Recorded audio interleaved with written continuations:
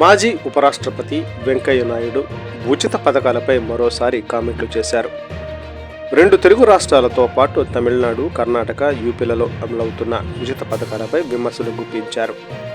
ఈ పథకాల వల్ల ప్రభుత్వాలు అప్పుల ఊబిలో కూరుకుపోతున్నాయని, వడ్డీలు కట్టడానికి కూడా అప్పులు చేయాల్సిన దుస్థితి ఏర్పడుతుందని ఆయన అన్నారు. పనిచేసే శక్తి ఉన్నవారిని కూడా ఉచితాలు పాడు చేస్తున్నాయని, వెంటనే వీటిని ఆపాలని గుంటూరు పర్యటనలో కోరారు. విద్య, వైద్యం మినహా ఇతర ఉచితాలను ఆపివేయాలని, ఉచితాలను నిలిపివేయాలని చెప్పారు. ఉచిత పథకాలను తక్షణమే ఆపేస్తే 2 తెలుగు రాష్ట్రాలకు మరింత మంచిదన్నారు. రాష్ట్ర విభజన తర్వాత ఏర్పడిన ఆర్థిక లోటును భర్తీ చేసుకునే అవకాశం 2 తెలుగు రాష్ట్రాలకు కనిపించడం లేదన్నారు.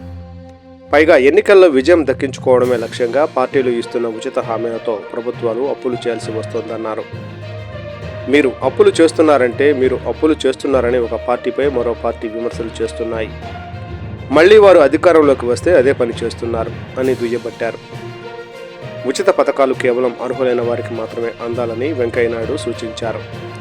పార్టీ కార్యకర్తలకు, నాయకులకు అనుకూలంగా ఉన్న వారికి ఉచితాలు ఇస్తున్నారని ఆరోపించారు.